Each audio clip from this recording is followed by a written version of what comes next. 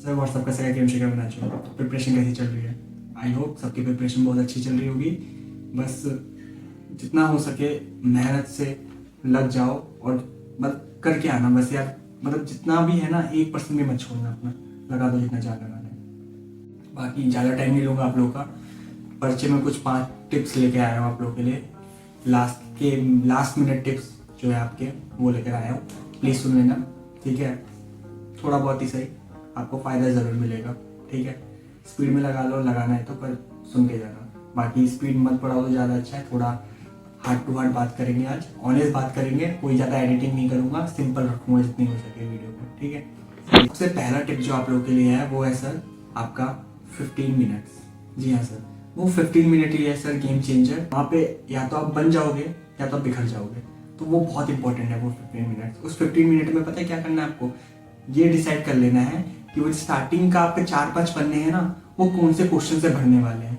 क्योंकि उन क्वेश्चन में कटिंग नहीं हो सकती सर, क्योंकि वो फर्स्ट इंप्रेशन बनने वाले हैं। 4-5 पेपर, वो 4-5 जो पेजेस हैं वो फर्स्ट इंप्रेशन बनेंगे एग्जामिनर के लिए। तो उसमें जितना हो सके कम कटिंग चाहिए हमें, और उसके लिए हमें वो क्वेश्चंस को, वो सेक्शन को पिक करना होगा जिसमें हमें सबसे ज़्यादा कॉन्फिडेंस होगा। सेक्शन में मैं ये नहीं बोला शुरू से शेयर करो, सेक्शन में मे भी ज़्यादा पीछे से शुरू कर लो, पर एक ऑर्डर में चलना है। या तो शुरू से कर रहे हो तो पीछे से करो, एक ऑर्डर में चलना। ये नहीं कि बीच में कहीं से कुछ भी कर रहे हो, नहीं। अगर एक सेक्शन उठाया है, या तो सेक्शन को स्टार्टिंग से कंप्लीट करो या तो पीछे से कंप्लीट करो सेक्शन को। वो क्वेश्चन से उठाना जिसमें सबसे ज़्यादा कॉन्फिडेंस है। उसके लिए वो 15 मिनट बहुत ज़्यादा भरमास्तर के आपके लिए काम आएंगे, क्योंकि उन 15 मिनट में आप डिसाइड कर लोगे क्या करना है। मेरा पर्सनल ओपिनियन अगर पूछोगे, छोटे क्वेश्चंस पकड़ना, हो सके तो 1 मार्क्स वाले क्वेश्चन पकड़ लो। क्यों? क्योंकि स्टार्टिंग में ना हमारी स्पीड नहीं होती इतनी ज़्यादा। स्टार्टिंग में हमारा दिमाग चलता है लेकिन स्पीड इतनी नहीं बन पाती। तो वहाँ पे 1 मार्कर सबसे ज़्यादा अच्छे होते हैं, क्योंकि वो 20 मार्क्स भी कंप्लीट हो जाते हैं और ज़्यादा गलतियाँ का भी चांस नहीं होता। दिमाग भी एक वो क्या बोलते हैं, वार्म अप हो जाता है दिमाग का भी 1-1 मार्क्स वाले क्वेश्चन करने से, क्योंकि हर चैप्टर से होते हैं 1-1 मार्क्स वाले क्वेश्चन। तो सारे चैप्टर एक बार रिकॉल हो जाते हैं, एक क्विक वार्म अप हो जाता है बड़े क्वेश्चन करने से पहले। दूसरी टिप है, कोई क्वेश्चन नहीं छोड़ना है आपको, कोई भी, मतलब कोई भी नहीं। कोई बच्चा बोले ना भैया मैं 90 का अटेम्प्ट करके आया हूँ, या 80 में से मैं 75 का अटेम्प्ट करके आया हूँ, मार खाएगा वो मुझसे। पूरा पेपर करके आना है सर। मुझे ये बस सुनना है कि आपने पूरा अटेम्प्ट किया। थोड़े से मार्क्स के छोड़ दिए, नहीं छोड़ना है सर, छोड़ना ही नहीं है।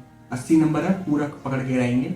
चाहे उसमें कुछ भी लिख के अगर नहीं आता फिर भी लिख कर आएंगे, पर लिख के जरूर आएंगे। क्वेश्चन से गिवन पार्ट लिख देंगे, टीपीटी लिख के आ जाएंगे, पर लिख के जरूर आएंगे। उसमें डायग्राम है तो डायग्राम बना के आ जाएंगे, पर छोड़ना नहीं है। क्योंकि अब blank page is a suicide note, समझ रहे हो? आप उसको बोल रहे हो एग्जामिनर को, ले मेरे को 0 दे इसमें, आप ये बोल रहे हो उसे, ऐसा नहीं।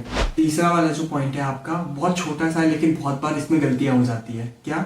आपके जो यूनिट्स होते हैं ना पीछे के, जैसे कि मीटर पर सेकेंड, किलोमीटर पर आवर, अगर आपको दिख रहा है ना क्वेश्चन में ऐसे 2-3 यूनिट्स यूज किए गए, तुरंत अंडरलाइन कर लो। इवन मैं तो बोलूंगा हर क्वेश्चन में जब भी मीटर पर सेकंड ये भी आए ना, उनको बॉक्स में अंडरलाइन करते हुए निकल जाओ, ठीक है? जैसे मान लीजिए आपको मीटर पर सेकंड है सारे, तो सब में लाइन खींचा, लेकिन वहीं अगर उसी क्वेश्चन में कहीं किलोमीटर पर आ रहा है उसको बॉक्स में डाल दिया, तो जब आप रिविजिट करोगे क्वेश्चन में तो या फिर नजर पड़ेगी तो आपको पता चलेगा अरे ये तो लाइन है, यहाँ पे बॉक्स है, मतलब मुझे किसी को कन्वर्ट करना होगा। क्योंकि सेम यूनिट के बजाय आप अलग अलग यूनिट में मल्टीप्लाई, डिवाइड ये सब नहीं कर सकते हैं ना, आपको सेम यूनिट बनाने पड़ेंगे उन्हें। तो यूनिट्स का बहुत ध्यान रखिएगा।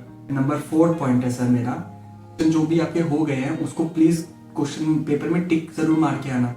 बच्चे कर, आपको लग रहा होगा भैया क्या बोल रहे हो, हम तो मारेंगे ही ना, ऑब्वियसली तो ये ऑब्वियस है, मारने ही है टिक। पर सच्ची बताओ बहुत बार ना जल्दीबाजी में हम लोग, क्योंकि 38 क्वेश्चन होते हैं, 4-5 क्वेश्चन 10 क्वेश्चन हो, ठीक है, बड़े ज्यादा क्वेश्चन होते हैं ना, नंबर ऑफ क्वेश्चन जब ज्यादा होते हैं, बच्चे बहुत बार मिस आउट हो जाते हैं। छोटे छोटे जैसे अब आप 2-2 मार्क्स का क्वेश्चन कर रहे हो, तुरंत किया अगले में चले गए, तुरंत किया, तो उसमें ना कभी कभी मिस हो जाता है वो टिक मारना, और उसमें फिर ब्लंडर हो जाता है।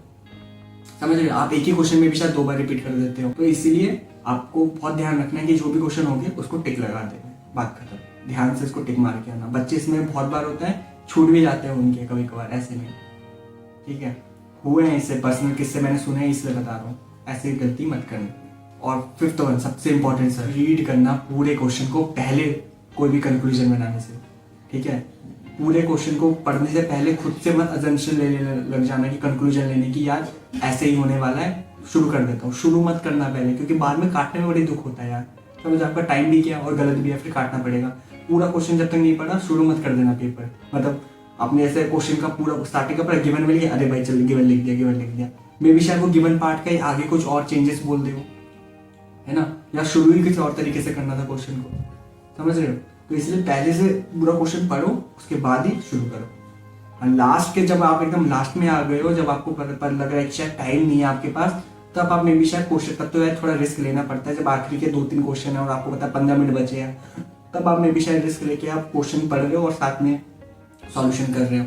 लेकिन वो लास्ट केसेस की बात होती है, स्टार्टिंग में नहीं करते ऐसा। तो ये तो होगी 5 टिप्स सर, यही मुझे 15 मिनट और यही मुझे लास्ट मिनट टिप्स आपको देने थे 5। इनमें से आप जरूर इन सबको इम्प्लीमेंट कीजिएगा। छोटी छोटी चीज़ें हैं पर बहुत इंपैक्ट डालेगा आपका। बाकी इसके अलावा देखो, तुमने बहुत पढ़ाई की है, ठीक है, तो ये बिल्कुल मत सोचना कि हाय रे क्या होगा, कैसे करूँगा, हो जाएगा, सब कुछ हो जाएगा, ठीक है। बस इतना ध्यान रखना, पेपर में घुसने से पहले, एग्जाम हॉल घुसने से पहले किसी दोस्त लोगों से बात नहीं करनी है आपको, ठीक है। शांत रहना है, ज़्यादा गपशप नहीं करनी है। पेपर के बाद करिएगा, होली खेलिएगा, जो करना करिएगा, लेकिन पेपर से पहले किसी ज़्यादा बातचीत नहीं करेंगे, ठीक है। एग्जाम हॉल में घुसने के बाद जिस भी भगवान में मानते हो उनका नाम लेना है दिल से और बोलना है जितना भी मैंने अभी तक मेहनत किया और अब जो 3 घंटे में करने वाला हूँ, प्लीज़ मेरी हेल्प कीजिएगा, मैं अच्छे से पेपर दे सकूँ। ये बोल के शुरू हो जाना उनका नाम लेके, ठीक है। फिर जो होगा देखा जाएगा, बस अपना 101% देकर आना है, बस इतना ध्यान रखना, ठीक है। हाथ दर्द हो जाए, कुछ भी हो जाए, रुकना नहीं है, करते जाना है। पेन पहले से डिसाइडेड रखना। पेन में अगर कैप लगा के पेपर करते हो तो कैप हटा के पेपर करना, क्योंकि कैप का कुछ वेट होता है, वो वेट को हटाओगे तब और स्पीड बनेगी, क्योंकि हाथों के लिए वो 2 उंगलियों के लिए उस कैप का कोई ना कोई वेट होता है, इसलिए कैप हटा के पेपर करना, ठीक है। ओके सर, ज़्यादा और टाइम नहीं लूँगा, वैसे ही हो गया आपका काफ़ी टाइम। विद दिस आज की वीडियो करते हैं यहीं पे समाप्त। All the best for your exams, बहुत अच्छे जाएंगे, भगवान का नाम लेकर बस पेपर कर दें, ठीक है। पेपर करने के बाद जरूर बताना कैसा गया पेपर। टिल देन मिलेंगे आपसे एक और नई वीडियो में टॉपिक के साथ। टेक केयर, बाय बाय, सी या, have a good day sir. चलिए बाय बाय।